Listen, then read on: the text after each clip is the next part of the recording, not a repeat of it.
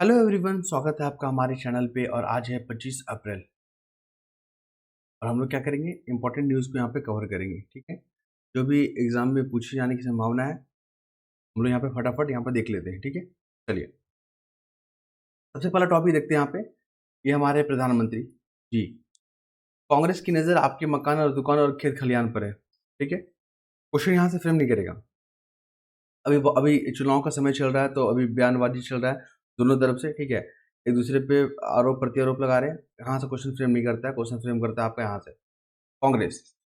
कांग्रेस जो हो गया, ठीक है, और आपका जो बीजेपी, जो महत्वपूर्ण पार्टियां हैं उनका स्टैब्लिश ईयर पूछ रहा है। अभी अभी देखोगे बीपीएससी का एग्जाम हुआ था, उसमें पूछ लिया था कि कांग्रेस का स्थापना कौन सा ईयर में हुआ था, बीजेपी का स्थापना कौन सा में हुआ था, कम्युनिस्ट पार्टी का स्थापना कब हुआ था। तो एक तरफ पार्टी देगा, एक तरफ क्या दे देगा, ईयर दे देगा, बोलेगा मैचिंग करके दिखाइए। तो यहाँ पे आपको ध्यान रखना है, कांग्रेस जो 1885 में बना था, पुराना पार्टी है। और गांधी जी ने यहाँ पे इस पार्टी के बारे में बोला था कि जब स्वतंत्रता जब हुआ था 1947 में, जब हमें स्वतंत्रता मिली थी, तो कांग्रेस को खत्म कर देना चाहिए। ये जो स्टेटमेंट है, ये कोटेशन है, ये किनका है, गांधी जी का, याद रखिएगा। पहला फैक्ट हो गया। दूसरा, यहाँ पे हम चुनाव को नियंत्रित नहीं कर सकते, सुप्रीम कोर्ट अभी जो है वीवीपैट को लेकर या चुनाव में पारदर्शिता को लेकर यहाँ पे सुप्रीम कोर्ट पे जो यहाँ पे अपील दायर किया गया। तो सुप्रीम कोर्ट ने कहा कि देखिए, चुनाव जो आयोग है ना, इलेक्शन जो कमीशन है ना, वो एक संवैधानिक संस्था है और हम उसको नियंत्रित नहीं कर सकते हैं। हाँ, जो जो जो सुधार करने की जिसमें गुंजाइश है, जो लगेगा कि नेशनल इंटरेस्ट में जो है उसको सुधार करना चाहिए, तो हम जरूर प्रयास करेंगे। ओके, तो यहाँ से क्वेश्चन पूछता है ये बोला सुप्रीम कोर्ट को लेकर। क्वेश्चन पूछा था, बीपीएससी में पूछा गया है और यूपी पीसीएस में पूछा गया और यूपीएससी में पूछा गया, तमाम स्टेट पीसीएस से पूछा जाता है। सुप्रीम कोर्ट में जो जज की जो संख्या है वर्तमान में कितना है, सुप्रीम कोर्ट में जो जज की संख्या 34 है। ठीक है, जिसमें 33+1 एक सीजीआई होंगे और 33 जो सीनियर मोस्ट जो है जजेस होंगे। जजेस की अपॉइंटमेंट कौन करते हैं, राष्ट्रपति करते हैं, आपको पता ही है। और किस नाम की सिफारिश पे कौन जज बनेंगे, इसका सिफारिश कौन करता है, कॉलेजियम सिस्टम, आप सभी जानते हैं। सुप्रीम कोर्ट के जो जज होते हैं ना, या हाई कोर्ट के जज होते हैं, जब भारत में नेशनल इमरजेंसी लगेगा, फाइनेंशियल इमरजेंसी लगेगा, तो इनका भी सैलरी कट हो जाता है, इनका भी पेंशन कट हो जाएगा, याद रखिएगा। ऐसा सिर्फ राष्ट्रपति का पेंशन कट नहीं होता। ये क्वेश्चन बार बार स्टेटमेंट बना के पूछा गया है। उसके बाद हम लोग आते हैं इलेक्शन कमीशन पर। देखिए, इलेक्शन कमीशन की अगर बात करें तो इलेक्शन कमीशन जो है हमारा, ये आर्टिकल 324 में इसका जिक्र किया गया, संवैधानिक संस्था है। पूछेगा कि कौन सा संवैधानिक संस्था है या नहीं है, तो इलेक्शन कमीशन हो गया आपका, ठीक है, ओबीसी कमीशन हो गया आपका, एसटी कमीशन हो गया, एसटी कमीशन हो गया, ये सब जो है आपके जो है क्या हो गए, कॉन्स्टिट्यूशनल बॉडी हो गया। ठीक है, लेकिन अल्पसंख्यक हो गया, अल्पसंख्यक आयोग हो गया, फिर आपका ये वाला महिला आयोग हो गया, मानवाधिकार आयोग हो गया, ये सब जो है नॉन कॉन्स्टिट्यूशनल बॉडी है, ध्यान रखेंगे आप, बहुत महत्वपूर्ण है। इसके बाद आपको बता दें इलेक्शन कमीशन और न्यूज में क्यों है, क्योंकि इनके जो अध्यक्ष हैं और दो जो मेंबर हैं, ठीक है, अध्यक्ष दो मेंबर, ये जो है ना एक पैनल करती है, इसका इन नामों का सिफारिश पैनल करती है, इसके अध्यक्ष करेंगे प्रधानमंत्री, और इनको अपॉइंटमेंट कौन करते हैं, अपॉइंटमेंट करते हैं राष्ट्रपति। ठीक है, चलिए आगे बढ़े हम लोग। फिर यहाँ पर देखने को मिलेगा कि महत्वपूर्ण जो है यहाँ पे प्रधानमंत्री की टिप्पणी पर आयोग ने किया पड़ताल। कुल मिलाकर जो यहाँ पे इस आर्टिकल में यही पढ़ने को मिलेगा कि जो कम्युनिस्ट पार्टी है सीपीआई, ये जो है ना अब नेशनल पार्टी नहीं रहा। कुल नेशनल पार्टी कितना, 6 है। सीपीआई की स्थापना 1925 में हुआ था, याद रखिएगा, ये क्वेश्चन इंपॉर्टेंट है। और 1925 में ही आरएसएस का भी स्थापना हुआ था, है ना। तो महत्वपूर्ण फैक्ट है, ये क्वेश्चन बीपीएससी में बहुत बार रिपीट किया गया है। 30 सितंबर को जो डेट दिया गया है ना आपका, उस दिन एग्जाम होना है, तो ये सब क्वेश्चन आपको वहाँ देखने को मिलेगा। कुल मिलाकर देखिए, ये भी जो है शराब घोटाले में है, ये जो है दिल्ली के मंत्री रह चुके हैं।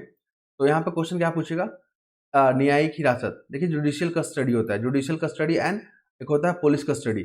जुडिशियल कस्टडी में जो भी आरोपी होते हैं उनको रखा जाता है, उस पर इंक्वायरी अगर करना होगा पुलिस को तो कोर्ट से परमिशन लेना होगा। पुलिस कस्टडी में जो है अगर किसी आरोपी को रखा जाता है तो इस पर इंक्वायरी करने के लिए कोर्ट से परमिशन लेने की जरूरत नहीं है, आपको पता ही है। ये क्वेश्चन पूछा गया यूपीएससी में 2022 का क्वेश्चन उठा के देखिएगा, यहाँ पर ये क्वेश्चन पूछा गया है। आगे बढ़े तो दिल्ली का केस में याद रखिए, दिल्ली के जो मुख्यमंत्री होते हैं उसका अपॉइंटमेंट कौन करता है, राष्ट्रपति करता है। ठीक है, राष्ट्रपति करता है।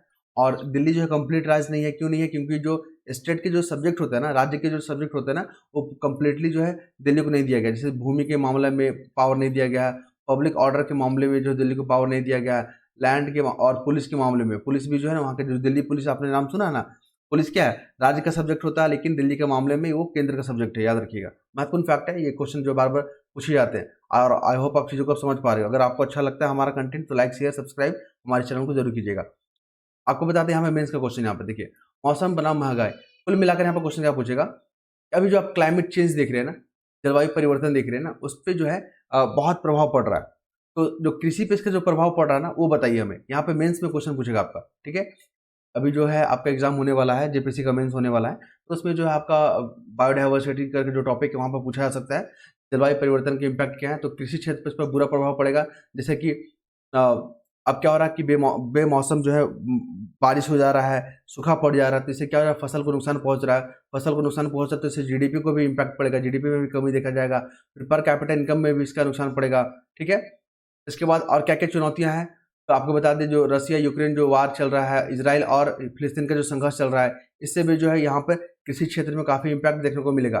फिर आपको ये भी बता दें कि अभी कृषि क्षेत्र में क्या क्या चुनौती हैं, आपको बता दें यहाँ पे ऐसे फ्लो चार्ट बना के आपको यहाँ पे ऐसे जो है यहाँ पे लिखना होगा। जैसे कि सिंचाई को लेकर यहाँ पे अभी अभी और कोशिश करना है। फिर आपको जैसे कि फसल का उत्पादन होता है तो उसको भंडारण की जो सुविधा होनी चाहिए, ठीक है।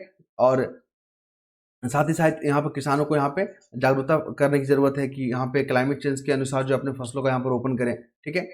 फिर यहाँ पे समस्याएं क्या है, बेरोजगारी है, प्रति व्यक्ति आय है, महंगाई है, ये तमाम आपको देखने को मिलेगा चुनौती कृषि क्षेत्र में, ठीक है।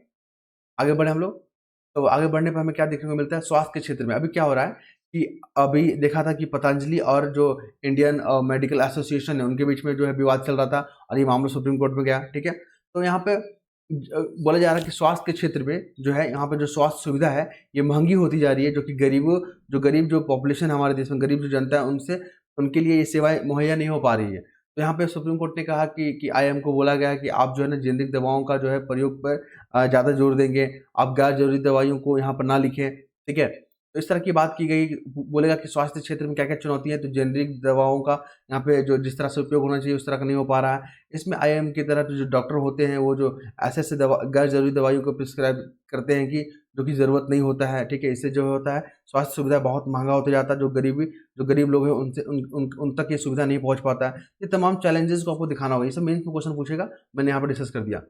फिर देखिए यहाँ पे जन कवि और राष्ट्रकवि जो है दिनकर जी, 1962 में भारत और चाइना युद्ध हुआ था, याद रखिएगा। ये फैक्ट है, क्वेश्चन पूछा जाता है, ये क्वेश्चन बार बार पूछा जाता है कि जेपी नारायण का आपने नाम सुना होगा, जयप्रकाश नारायण जी, ये जो है ना हजारीबाग जेल तोड़ के जो है ना भाग गए थे, कब, 1942 में, ठीक है। ये क्वेश्चन बार बार पूछा गया था। ये क्रांतिकारी नेता है ये लोग, है ना, देश को आज़ादी कराने में इनका महत्वपूर्ण और अतुलनीय योगदान है, ठीक है।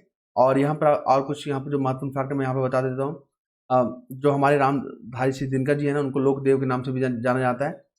और उर्वशी जो रचना है रामधारी सिंह दिनकर जी का, ये क्वेश्चन बहुत बार पूछा गया है, ध्यान रखिएगा। साथ ही रश्मि रथी भी जो रचना किसका है, ये हमारे इनका है, ये किनका है, राष्ट्रकवि रामधारी सिंह दिनकर जी का। इनका एक महत्वपूर्ण कोटेशन याद रखिएगा कि देखिए, जब वहाँ प्रधानमंत्री थे जवाहरलाल नेहरू, ठीक है, और ये राष्ट्रकवि थे, ये दोनों को जब इनवाइट किया गया था एक प्रोग्राम में, तब ये दोनों जो सीढ़ी से चढ़ रहे थे, तो जवाहरलाल नेहरू जो है ना सीढ़ी से लड़खड़ाते हुए गिरने लगे थे। तब यहाँ पे राष्ट्रकवि उन्होंने उनको संभाल लिया था।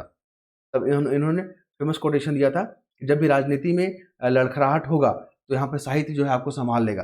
ये कोटेशन जो है आप मेंस आंसर राइटिंग में यूज कर सकते हैं। आगे बढ़ें तो हमें जो महत्वपूर्ण अब देखने को मिल रहा है, यहाँ पे देखिए, चुनावी बॉन्ड योजना याद रखिए, बहुत महत्वपूर्ण है, मेंस के लिए बहुत महत्वपूर्ण हो गया और यहाँ से पूछा भी जाएगा। 2017 में इसको जो है लॉन्च किया गया था, 2018 में इसको लागू किया गया था, ये हो गया। चुनावी बॉन्ड योजना जो है ना गोपनीय तरीके से जो है यहाँ पे पार्टी को फंड देने का एक तरीका है। और यहाँ पे एक न्यूज़ में सेल कंपनी क्या होता है, मान लीजिए कंपनी है जो कि बहुत बड़ा कंपनी है, वो कमाई कर रहा है, तो वो लोग चाहता है कि नहीं कि हम टैक्स दें, ठीक है। तो एक जो है एक और कंपनी बना लेता है, ठीक है, और वो जो इनकम हो रहा था ना, ये इनकम को इसमें दिखा देता है वो, ठीक है। मान लीजिए 100 रुपये का इनकम हो रहा है तो 50 रुपये इसमें दिखा दिया, तो इससे क्या होगा, टैक्स जो है टैक्स का जो रकम है वो घट जाता है। तो एक तरह से मनी लॉन्ड्रिंग का काम करता है सेल कंपनियां। क्वेश्चन पूछेगा कि सेल कंपनियां क्या होती है, ये स्टेटमेंट बना के पूछता है, ठीक है। आपको बता दें चुनावी बॉन्ड योजना में जो है ना एसबीआई जो है महत्वपूर्ण बैंक था, क्योंकि इसी बैंक के माध्यम से जो है लेन देन किया जा रहा था, ठीक है। दो फैक्ट हो गए यहाँ पे, और कुछ महत्वपूर्ण है यहाँ पे नहीं। इसके बाद देख लीजिए, यहाँ पे कांग्रेस के पूर्व अध्यक्ष नेता राहुल गांधी ने कहा कि इंडिया गठबंधन आई तो सभी को जो है लखपति बना देंगे। कुल मिलाकर यहाँ पे रेवेन्यू एक्सपेंस के बारे में क्वेश्चन पूछेगा। देखिए यहाँ पे ये बोल रहे हैं कि अगर हम सत्ता में आएंगे तो हम एमएसपी को लागू कर देंगे, किसानों का कर्ज माफी कर देंगे। तो इससे क्या होता है, रेवेन्यू एक्सपेंस बढ़ जाता है। रेवेन्यू एक्सपेंस क्या होता है, जिससे कि आपका पब्लिक प्रॉपर्टी जो है नहीं बढ़ रहा है, कैपिटल का फॉर्मेशन नहीं हो रहा है, सिर्फ और सिर्फ जो है यहाँ पे सरकार पर बोझ बढ़ेगा, क्योंकि सरकार के पास इतनी इनकम नहीं है कि लोगों को जो है फ्री में बांटते रहे, ठीक है। तो ध्यान रखिएगा, ये सब जो है रेवेन्यू एक्सपेंस के अंतर्गत आता है। एमएसपी हो गया, किसानों का कर्ज माफ हो गया, ठीक है, सब्सिडी हो गया, ये सब जो है रेवेन्यू एक्सपेंस के अंतर्गत आता है। ये सब क्वेश्चन पूछता है एग्जाम में आपका। फिर देखिए यहाँ पे जो राहुल गांधी वो बोल रहे हैं कि जो वर्तमान जो सरकार है वो संविधान को बदलने की कोशिश कर रहा है। तो कुल मिलाकर जो है संविधान में अगर चेंजेस करना चाहते हैं ना, तो आर्टिकल 360 याद रखिएगा। हम लोग संविधान में जो चेंजेस करेंगे ना, वो आर्टिकल 368 के अनुसार ही संशोधन करेंगे, ठीक है। लेकिन बेसिक स्ट्रक्चर को नहीं, बेसिक स्ट्रक्चर जो है डिफाइन नहीं है, लेकिन सुप्रीम कोर्ट समय समय पर जो है फैसला देती रहती है कि ये सब्जेक्ट जो है आपका बेसिक स्ट्रक्चर के अंतर्गत आता है। फिर अभी याद रखिए वनडे एग्जाम के लिए काफी महत्वपूर्ण हो गया, अमिताभ बच्चन जी को जो दीनानाथ जो है मंगेशकर पुरस्कार दिया गया है। अमिताभ बच्चन को दीनानाथ मंगेशकर पुरस्कार, और ये पुरस्कार जो प्रधानमंत्री जी को भी मिल चुका है और आशा भोसले जी को भी मिल चुका है, याद रखिएगा। इसके बाद आते हैं हम लोग देश दुनिया पे। देश दुनिया में अगर हम आते हैं तो क्या देखने को मिल रहा है, समय कितना हो गया, 10 मिनट हो गया, और हमारे पास जो समय है फटाफट चीज़ों को कवर कर लेते हैं। आज थोड़ा सा लेट हो गया है, फिर भी हम लोग कोशिश करते हैं कि चीज़ों को जल्दी खत्म कर लें। देखिए यहाँ पे एलआईसी ने गलत विज्ञापन को लेकर ग्राहकों को आगाह किया। कुल मिलाकर जो एलआईसी जो बोला है कि हमारे नाम का, हमारे ब्रांड का, हमारे जो अधिकारी उनका नाम जो है यूज किया जा रहा है भ्रामक जो है प्रचारक में, ठीक है। तो ग्राहक को यहाँ पर सतर्क रहने की जरूरत है। और एलआईसी यहाँ से क्वेश्चन पूछता है एलआईसी को लेकर, 1956 में ये बना था। एलआईसी कब बना था, 1956 में बना था, ध्यान रखिएगा, ये बहुत बार एग्जाम में पूछा गया है। उसके बाद आगे आते हैं तो डॉलर अभी कितना है, डॉलर है 83 रुपया के आसपास। पिछले बार बीपीएससी में क्वेश्चन पूछा गया था, डॉलर जो है मुकाबले कितना है, 83 रुपया है। फिर पाउंड कितना है, पाउंड स्टर्लिंग 105 रुपये के आसपास है। यूरो कितना है, 90 रुपये के आसपास में है। येन कितना है, तो 0.54 के आसपास है। युआन कितना है, 11 रुपये के आसपास है। तो ये सब यूरो मतलब इंपॉर्टेंट जो करेंसी है, इसको ध्यान रखिएगा, मैचिंग के फॉर्म में पूछता है, ठीक है। पिछले बार बीपीएससी में पूछ गया था और रिपीट करने की पूरी संभावना है। फिर देखिए सबसे बड़ा संग्रहालय भारत में बन रहा है, वो क्या नाम है, योगी योगिन। पूछेगा कि योगी योगिन जो है ना क्या है, ये बहुत बड़ा संग्रहालय जो दिल्ली में बन रहा है, और भारत और फ्रांस के बीच में जो सहयोग से ये बन रहा है, ठीक है। पहला फैक्ट हो गया। और इसमें जो यहाँ से क्वेश्चन पूछता है ये वाला, जो यूरोपीय लोग आए थे ना, सबसे पहले पुर्तगाल आया था भारत में, जो सबसे पहले यूरोपीय आया था वो आया था पुर्तगाल आया था, याद रखिएगा। और सबसे अंत में भी यही गया था, भारत से जो जाने वाला था ना 1961 में, ये गोवा में कब्जा कर लिया हुआ था, तो भारत ने जो है इसको खदेड़ कर भगाया था पुर्तगाल को, ठीक है। ध्यान रखिएगा, बहुत महत्वपूर्ण फैक्ट है आपका, मॉडर्न हिस्ट्री में बहुत बार पूछा गया है ये क्वेश्चन। फिर आइए देश दुनिया में, हम लोग बात करेंगे सुरक्षा यूनाइटेड नेशन सिक्योरिटी काउंसिल के बारे में। देखिए कुल यहाँ पर 15 मेंबर होता है, जिसमें से 5 परमानेंट होते हैं, जिसको वीटो पावर मिला हुआ है, 10 जो है नॉन परमानेंट मेंबर होते हैं। भारत जो है इसका मेंबर बनने के लिए अपना जो है योग्यता को यहाँ पे प्रदर्शित कर रहा है, और भारत एलिजिबल भी है, क्योंकि भारत का पॉपुलेशन सबसे अधिक है। भारत जो है जीडीपी जो है 5th लार्जेस्ट इकोनॉमी है भारत का, और भारत जो है यूएनओ का जो पीस जो है अभियान होता है उसमें बढ़ चढ़ कर हिस्सा लेता है। अंतर्राष्ट्रीय जो कानून है, भारत अपने जो अंतर्राष्ट्रीय कानून को भी लागू करता है। इन तमाम कारणों से भारत को जो है यूनाइटेड नेशन सिक्योरिटी काउंसिल का यहाँ पे जो है भागीदारी मिलना चाहिए, ठीक है।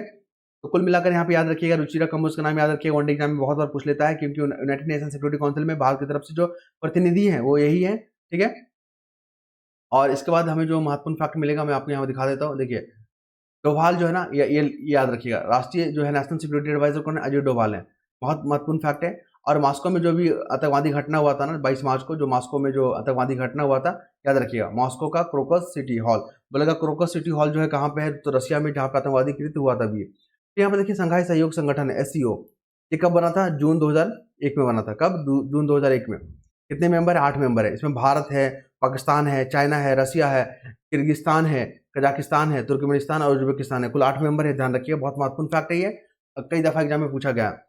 अभी पाकिस्तान जो है और ईरान ने एक संयुक्त बयान दिया है कि कश्मीर का जो मसला है ना, उसको शांतिपूर्ण तरीके से जो यहाँ पे बातचीत के माध्यम से सुलझाना चाहिए था। भारत ने बोला कि हमारा आंतरिक मामला है, क्योंकि लेह और लद्दाख जो है और जम्मू कश्मीर जो है हमारा यूनियन टेरिटरीज है, और ये हमारा भारत का अभिन्न अंग है, और इस पर जो है बाहरी देशों का हस्तक्षेप हमें मंजूर नहीं है। इसलिए ये सब जो आप जो अपना स्टेटमेंट दे रहे हैं ना, वो बेबुनियाद है। फिर हम लोग बात करेंगे मणिपुर को लेकर। देखिए मणिपुर में जो आपको पता ही यहाँ पे क्राइसिस देखने को मिला है। तो मैतई और कुकीज जो है ना, 2 समुदाय याद रखिएगा। मैतई जो है ना, ये घाटी में रहते हैं, ठीक है। कहाँ रहते हैं, घाटी में रहते हैं, निचला एरिया में। और जो कुकीज है ना, ये हिली एरिया में रहते हैं, ठीक है। ये क्वेश्चन पूछा गया है, ऐसा नहीं कि नहीं पूछा गया, आपका यूपीएससी में क्वेश्चन पूछा गया, आप देखिएगा, ठीक है। तो क्वेश्चन जो है रिपीट करने की भी पूरी संभावना है। इसके बाद स्पोर्ट्स सेक्शन है, जो कि मुझे कुछ खास नजर नहीं आ रहा है, ठीक है। स्पोर्ट्स सेक्शन में मुझे कुछ खास नजर नहीं आ रहा है। अगर आपको कुछ लगता है कि खास इंपॉर्टेंट है, तो आप यहाँ पर पढ़ने के लिए स्वतंत्र रहें। और आई होप आप चीज़ों को समझ पा रहे हैं। अगर आपको हमारा चैनल, हमारा तरीका अच्छा लगता है, तो आप हमें कमेंट करेंगे, अपना सजेशन देंगे। धन्यवाद।